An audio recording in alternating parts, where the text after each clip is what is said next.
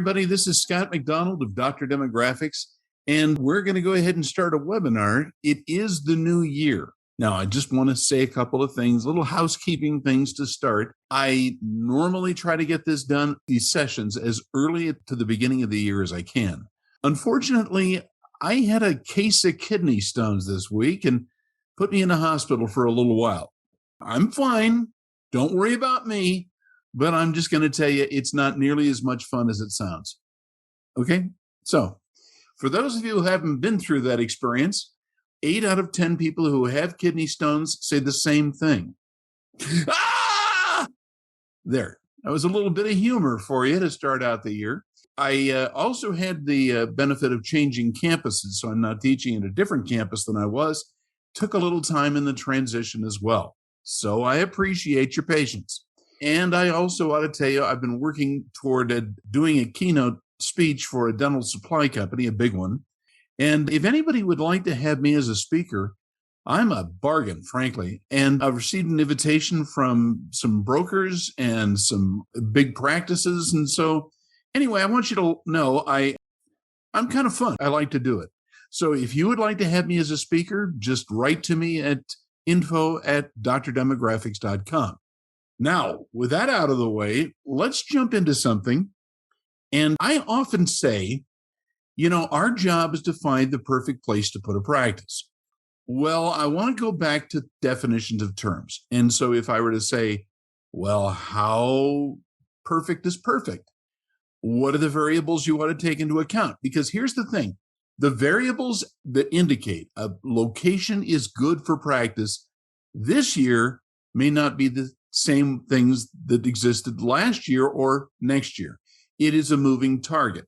And so the variables that we talk about of what makes a good practice site, whether it's to purchase an existing practice or to join a group or to start up from scratch, they're different variables. And I want to go through those variables with you today.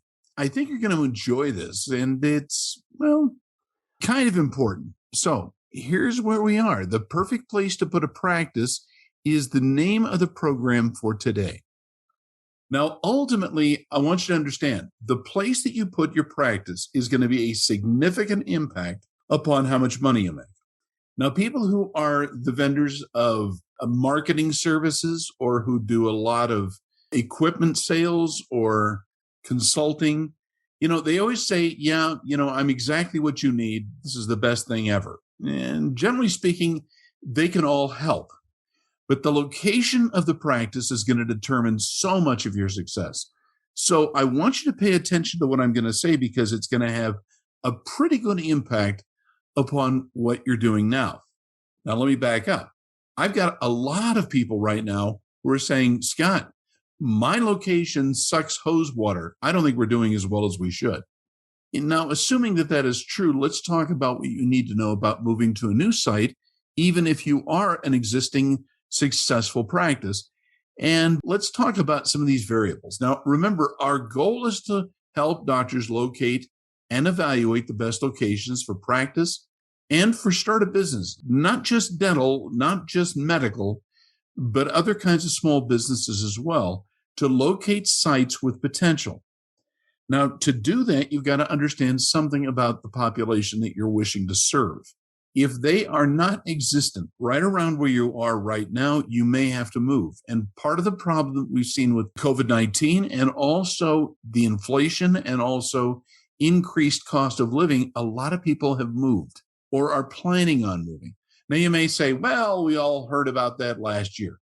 I'm going to tell you something. Right now, demographers are predicting some major changes this year, and part of it is due to inflation and cost of living and cost of doing business.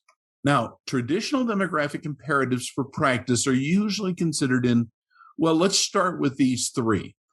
They always start with, let's have growth. Now, growth is good, but growth is in itself not a simple concept. Economic growth is by far the most important, even more important than population growth. Now, with population growth, you're going to have a lot of new people moving into the area. And you may say, oh, that's good. Yeah, it is good.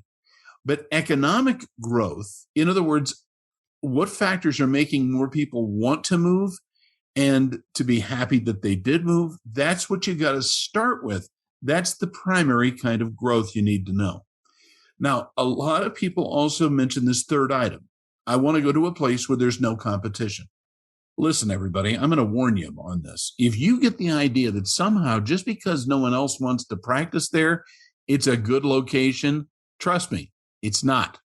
Sometimes the places where everybody's fighting to get in is an indication that you've got some potential there. And so you don't necessarily want to go to a place no one else is. That doesn't mean you can't go to a rural or a low density population.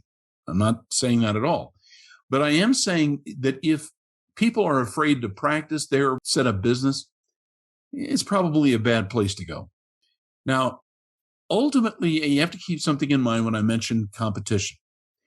There's an acceptable ratio given a practice type. So let's say you're an endocrinologist or a periodontist or a general dentist. Each one is going to have a different ratio of how many other providers there are relative to the site. So there's how many, not just near the location, but how many are within, say, a radius of time or distance from the site. So what you're going to realize is a varying ratio that you have to keep in mind, and that is not obvious. So if you happen to go to medical school or dental school, they'll talk about competition. But what's funny is they won't really talk about what the ratio should be. When I first started speaking in dental schools, I had professors who were saying, oh, yeah, you need at least 3,000 to 1 population to dentist. Well, that's a bunch of crap because you're not going to have an easy time finding that ratio. And if you are, very often the demographics of that group may be terrible. So everybody, you got to realize when they talk about lack of competition, they don't know often what they're knowing specifically. Now, we do measure how many kinds of providers there are in any given unit of space. Now, you probably know, for instance, and we do a lot of dental, that 3 to 5 zip codes is the average size for 80% of a patient base. 80%, 3 to 5 zip codes. It may have to be larger for various reasons, including the demographic character, but it may not be. So look, I'm going to tell you right off, it is not a simple calculation. Oh, just order a report. No, we got to work with you to figure out what kind of practice you're going to offer, what services set you apart. Now, another thing I want you to understand is socioeconomics. Everybody says, well, I want to go where people make money. We'll have money or we'll spend money. Well, sure. And I want to flap my arms and go to the moon. Everybody, socioeconomics is a term that almost nobody understands. You don't necessarily want to go to a place where there are no people who are at the lower socioeconomics. Quick little factor. The way that demographers look at a community is we divide it into 5 parts or quintiles. It's the third quintile, which is in the middle. You know, the first quintile is where people are at the very top, making the top 20% income, the bottom, 20% of the poor. And there are some people who go, well, I don't want to work with the poor. Yet the reality is maybe sometimes you do. Sometimes public assistance healthcare is the best way for you to go. You just have to say, why are people living and working in the area? And is the lifestyle, forget the income, but is the lifestyle that supports the socioeconomic level desirable for the kind of practice you want to have? It may be, and it may not be. That's why you need a little help from someone who's been there and done that. It's like having a broker who understands how much things cost. If you don't, then anything that a person says that selling a practice is going to be good enough, but it isn't. So a good broker, someone who knows what they're doing, or a wise lender, or your demographer, can help you orient yourself so that you're not going to overspend or underspend or get caught in a location that's not going to be good. Now, that's what we're referring to as the Goldilocks standard. It means it's not too hot, it's not too cold, it's just right. And that idea of what is just right is not a thing that's easily and apparent for everybody. Now, I'm going to give you two factors right now that I'm considering increasingly important. One is rising birth rate, and the other is middle class immigration. Now, the birth rate in the United States is about 1.7 children per woman. To have a replacement rate, you usually need about 2.1 children per woman to have the population stay stable. Now, the way it's made up is a lot of immigration comes in, and some people are going, ooh, great, immigration. I love immigrants. Well, who doesn't? The problem is not all immigrants are the same. There are some which are devoted in their lifestyle to crime. And there are those who are trying to get by on, well, cheating the system. You can't afford either. So we have to say a rising birth rate is good and a middle class immigration. Look, go for the middle class, people who have a moderate income and have some economic stability. That's going to be fantastic for those doctors who want to grow a new practice or take advantage of marketing to an existing practice. Now, I want to talk about employment for just a second. We talk about unemployment all the time. I'm going to tell you, I think people don't understand what unemployment is. What we really have to look at is labor participation rate. In short, are a lot of men and a lot of women working as a percentage of the population? Right now, at this time, we're having a very hard time getting enough people to work in jobs, and therefore labor participation rates are low. When that happens, people avoid going to the doctor. Now, look, the more labor participation you have, the better the income and the better expenditures people are going to have. You want to find out where those places are? Well, that's what we do for a living. Now, let's talk about another factor that is becoming increasingly important, and that is affordable housing. I'm not going to say affordable as in cheap. You really want to find out what the median home value is in an area. There are some places in the United States that for the first time are so expensive in which to live that people have priced themselves out of the market. And if I were in San Jose right now, I'd be sweating bullets. In fact, I say that for the first time about Contra Costa County, California. There are parts of Long Island that are finding themselves in a real problem with finding affordable places for new residents to go. California has made putting up a new house and even remodeling a house so remarkably expensive, a lot of people are skipping it, and they're going right to other places. Now, ideally, these things I've just listed, economic growth, population growth, and et cetera, ideally, they happen at the same time. You don't want to say, oh, this is a good economic area and birth rates are good and housing is affordable. You want all of these factors. So often what we are doing at Dr. Demographics is providing a balancing act. We're telling you what you need to know about an area.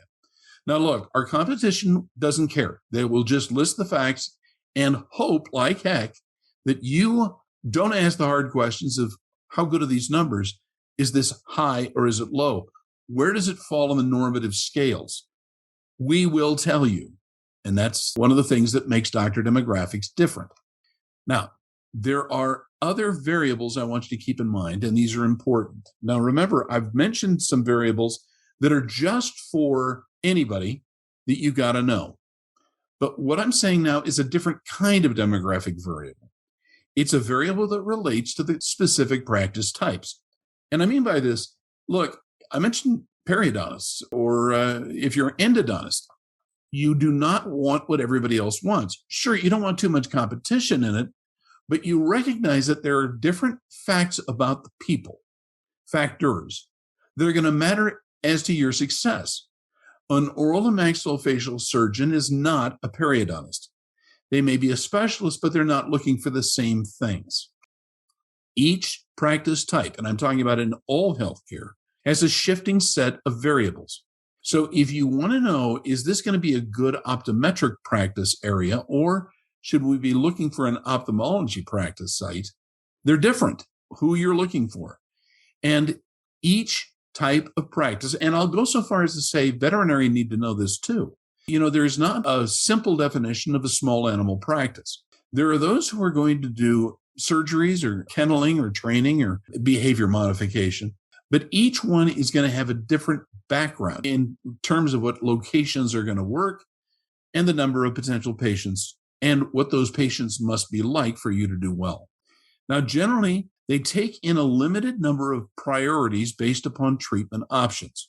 This is a complex issue, but typically, a person who's just throwing out demographics doesn't understand often anything about practice. They will understand numbers. They may be a statistician. They may even be a realtor, but the problem is they don't know anything about treatment options that go along with the demographic character. And the demographic character will dramatically shift what makes a good place and what makes a bad place. Now, these include demographics, and let me be specific. You've got to know the age and lifestyle differences, such as educational attainment, as well as the psychographics of an area, to determine, is this going to be a good place long term? You really don't want to go someplace that is not changing, but more importantly, you've got to know that it exists right now and you can make money at it on the current residents. Some locations have to change for you to do this. Now, one of the most important things that my team provides is an explanation of, are the lifestyles and the other demographic characteristics sufficiently favorable to what you want to do? Maybe they are, and maybe they aren't. And what worked out last year in this particular area may not work so well with the changes in the population. That's why I say it's a moving target. Now, I want to use orthodontics as an example of something. I'm not trying to say we're only going to do this for ortho, but I'm going to tell you the truth. Orthodontists who do not take these facts into account are really running a pretty big risk, and I worry about them. But you see, the variables I'm going to mention are true for any practice type, whether it's a general practice or a specialty practice. Now, if we talked about chiropractic, for example, physical therapists, there are all kinds of people who specialize or work in a specific industry. Demographers often don't know anything about the specialty. We do. Now, I'm going to give you this list real quickly. If you're doing an ortho, you're going to look for as many 10 to 14-year-olds as you can. Yes, I know there are lots of people who are older who get their ortho, 16, 17, 18-year-olds. But the higher the education, the younger kids will seek ortho, or their families will. We're looking for single-family dwelling units. In ortho, that means an SFDU is a single-family place where you have more people live in the household. That is a definite indicator that orthodontists need. 2-income households are almost always desirable when it comes to ortho, but it is not necessarily that important with oral surgery or chiropractic or any geriatric type procedure. Educational attainment of the parents, particularly when we're looking at ortho, matters a lot. The more education mom and dad have, the more inclined parents are to get their kid into braces and to get their kid into braces sooner. So I'm just saying these are factors that we do for all practice types. The proximity, in this case, ortho, to schools is important. Remember, if you're going to pick your kid up from school and take him to the orthodontist, how far you have to travel from the school to the orthodontist matters. Now, it also matters how far from your home it is. That is why, by the way, orthodontists tend to cluster. And it's not the kiss of death, but it just means it's something you have to keep in mind. Many specialty practices, by force, have to be clustered together, often because of a medical facility like a hospital. Now, accessibility to the site matters. How long it takes most patients to get to the location is particularly important in ortho. And by the way, for pedo, almost every pediatric practice, accessibility, the time that it takes to travel to your office, is really important. Now, visibility, does it count? Well, you'll notice that orthodontic practices right now are almost all set up in a retail space. It's very unusual for orthodontists, by percentage, to set up as they once did in a professional practice plaza. It's kind of a thing that is a trend that orthodontics are taking on more retail spaces because they're more visible, and that helps them a lot in their production and new patient counts. Now, if you want to find us, I want you to go to drdemographics.com. I have got all of our products listed there. If you'll look at the drop-down menus on order or report, it'll tell you how much it is. If you're looking for a specialty practice, it's going to be a little more. But I list all the prices right there. You don't have to guess. And a lot of people will say, "Yeah, gee, you have to talk to one of our special demographers." Yeah, they're trying to bait you. I don't believe in it. Now, if you have any specific questions, go to info@drdemographics.com or call 833-424-6222. Now, quick thing back at the website. I've got a whole bunch of information that I do continuing education on. And as I mentioned, I like to think it's pretty good. And by the way, it's free. Every week I try to produce something on a different theme, and they're all about half an hour. You'll notice, by the way, we also do 5-minute mini courses on these topics. Now, I want you to note one other quick thing. We are doing more and more consultations evenings and Saturdays. I don't consult on Sunday. I don't need to explain that I have my own values and time. But anyway, I'm just telling you, I have a lot more times that I'm doing that are after 4 in the afternoon until the evening. And the reason is because a lot of our doctors are saying, look, I can't afford to take time off. I'm trying to produce during my productive hours. I get that. And that's why we're trying to make it easier for you. And if you order a telephone consultation, which is really a video consultation most of the time, you can see how to do it. I've got a little video online, and we'll explain how that all works. Please look at the video and look at the outline of how we can order. This is very inexpensive, and I'm going to also warn you, prices on consultations are going to go up fast because the demand is high. Okay, there's only so much time that my staff and I can put in. Now, parents and significant others are always welcome for a telephone consult. I just want to say this at the outset. We've got a lot of two professional practices, husband, wife, significant other, brothers, sisters, who want to have someone else with them. Sometimes having another person, I have a lot of parents, by the way, who will say, you got to help my kid. We are open to that. We don't charge more for it. And I'm always welcoming of all the questions people have. And part of the reason for that is it's not just data that you're going to get in a consultation. It's also wisdom and accumulated experience. I've been doing this for more than 35 years.